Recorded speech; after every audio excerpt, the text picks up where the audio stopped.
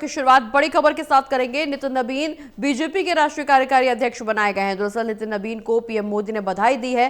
PM Modi ने नितिन नबीन को कर्मठ कार्यकर्ता बताया। बिहार सरकार में मंत्री है नितिन नबीन। बांकीपुर सीट से 4 बार से एमएलए है नितिन नबीन। छत्तीसगढ़ चुनाव के प्रभारी भी थे नितिन नबीन और अब पीएम मोदी ने उन्हें बधाई दी है। राष्ट्रीय कार्यकारी के अध्यक्ष बनाए गए हैं। बिहार सरकार में मंत्री है नितिन नबीन। बता दें कि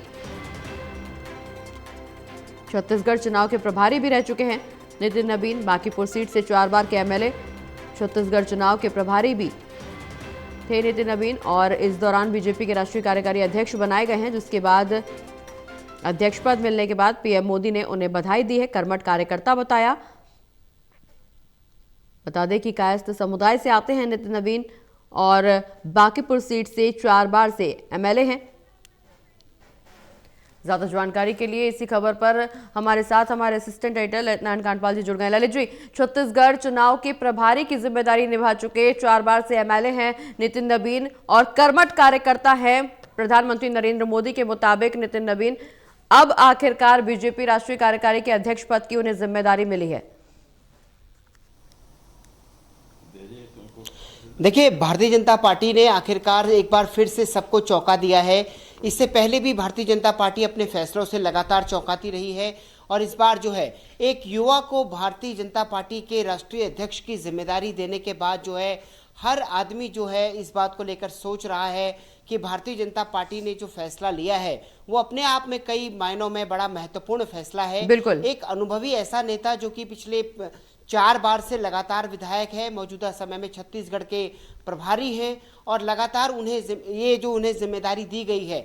बीजेपी में ये परंपरा है कि राष्ट्रीय कार्यकारी अध्यक्ष जो होता है वही आगे चल के फुल टाइम अध्यक्ष बनता है। और आज जब पूरा देश जो है इस बात में, जब खबर ये बड़ी थी कि पंकज चौधरी को उनकी यूपी की कमान मिल गई है, इस बीच जो है भारतीय जनता पार्टी ने नितिन नबीन का ऐलान कर दिया। संसदीय बोर्ड की मोहर लगी है उनके नाम पर और नितिन नबीन को जिस तरीके से जिम्मेदारी मिली है प्रगति जी, इसको अगर हम थोड़ा और अगर विस्तार में समझना चाहें तो हमारे साथ इस वक्त मौजूद हैं भारतीय जनता पार्टी के राज्यसभा सांसद और सीनियर भारतीय जनता पार्टी के नेता डॉक्टर भीम सिंह। उनसे बात करते हैं, उन्हीं से समझते हैं क्योंकि वो भी बिहार की भूमि से आते हैं जी। नितिन नबीन जो है कायस्थ समुदाय से आते हैं और एक बड़े वोट तबके को वो अपना एड्रेस करते हैं, लेकिन इससे भी बड़ी भूमिका उनकी जो है अब एक तरीके से होने वाली है।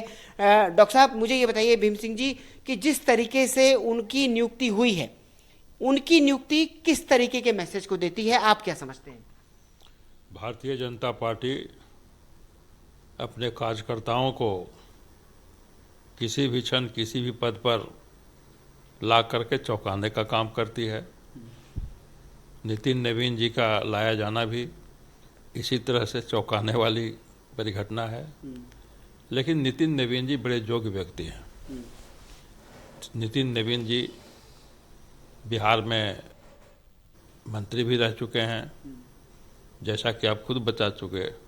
वे छत्तीसगढ़ के प्रभारी रहे और छत्तीसगढ़ में भारी विजय भी दिलाई है। उसके पहले भी वे युवा मोर्चा के अध्यक्ष रहे हैं, कई राज्यों के सह प्रभारी के रूप में काम किया है, एनर्जी से भरपूर हैं। लेकिन सबसे बड़ी बात यह है भीम सिंह जी कि 45 साल के इस वक्त वो हैं और 45 साल के व्यक्ति को पहली बार जो है भारतीय जनता पार्टी में कमान मिल रही है। इससे पहले जब गृह मंत्री अमित शाह को एक कमान मिली थी तो वो 50 साल के थे। तो क्या पार्टी मैसेज देना चाह रही है? क्या ये एक तरीके से बताना चाह रही है कि केवल यूथ की बात नहीं बल्कि यूथ जो है वो भारतीय जनता पार्टी का राष्ट्रीय अध्यक्ष होगा और नेक्स्ट जनरेशन को ये एक तरीके से एड्रेस करती है? बिल्कुल बिल्कुल, ये युवा वर्ग को आगे लाना और युवा वर्ग पर विश्वास करना, ये जो घटना घटी है ये मनोनयन का, इसे यह साबित करता है कि भारतीय जनता पार्टी केवल युवकों की बात ही नहीं करती, युवकों पर भरोसा करती है और भरोसा करके उनको दायित्व भी देने का काम करती है। और नितिन नबीन जी इस आशा और विश्वास पर खरे उतरेंगे, इसमें कोई संदेह नहीं है। एक बात और भी है, कायस्थ समुदाय से आते हैं और दूसरी बात यह है कि बिहार से राष्ट्रीय अध्यक्ष को देना, ये किस तरीके का मैसेज आपको लगता है कि किस तरीके का मैसेज है? ये बिहार के लिए बड़ी उपलब्धि है। बिहार से पहले कभी भी भाजपा के राष्ट्रीय अध्यक्ष नहीं रहे, उपाध्यक्ष तक तो गए हैं, कई लोग गए हैं, श्री स्वर्गीय कैलाशपति मिश्र जी भी गए हैं, श्री सुशील बोर और मोदी जी भी गए हैं, अन्य लोग भी गए होंगे, लेकिन राष्ट्रीय कार्यकारी अध्यक्ष और इतना बड़ा ओहदा और इतनी बड़ी जिम्मेदारी पहली बार मिली है। बिहार के लिए बहुत बड़ी उपलब्धि है। हो सकता है कि बिहार के मतदाताओं ने जो इतना बड़ा मैंडेट दिया है तो ये भी उस तरह से उनको, उन मतदाताओं को भी पुरस्कार है, उनके प्रति आभार है। बिल्कुल। तो यानी कि क्या आपको लगता है कि बिहार की जो जीत मिली है, अनएक्सपेक्टेड जीत मिली है, उसने भी पार्टी को काफी हद तक राष्ट्रीय अध्यक्ष तय करने में एक तरीके से मदद की है? अब तो ये देखिए, असल बात तो तय करने वाले बताएंगे, लेकिन मुझे ऐसा, हम तो अनुमान ही कर सकते हैं, मैं तो चयन प्रक्रिया में हूँ नहीं। लेकिन बिहार के लोगों ने जितना भारतीय जनता पार्टी पर और एनडीए पर विश्वास किया, तो पार्टी ने भी अब विश्वास उन पर किया है, उन्हीं को नेतृत्व दे दिया है। दूसरे जगहों पर वैसा ही सफलता दिलावे।